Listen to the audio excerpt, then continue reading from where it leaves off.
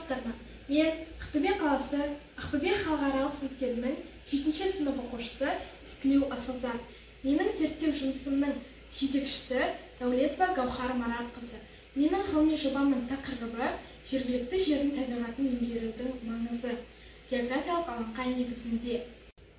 Жалпы географиялық өлкетану туған өлкенің тарихын, табиғатын, шаруашылығы мен мәдениетін зерттейді.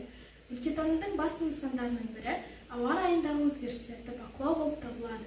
Осы орайда оқушылардың география пәніне қызығушылығын арттырып, білімін шыңдау мақсатында географиялық алаңқай макетін ұсынамын.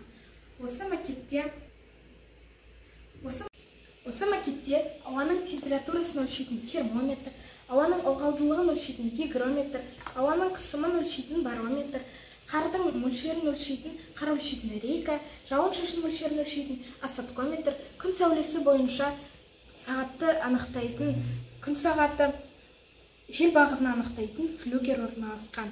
Және де бұл жерде парта, орындық, тақта, метеоүйшік орналасқан. Бұл жердегі парта, орындық, тақта сабақ барысында тақырып түсіндіру кезінде керек.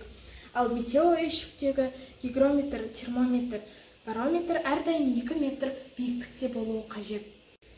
Осы ғылыми жобамды қорытындылай келе, бұл географиялық алаңқайды тек сабақ барысында тақырып түсіндіру кезінде ғана емес, факультативті практикалық жұмыстар кезінде, олимпиада турларына дайындық кезінде қолдануға болады.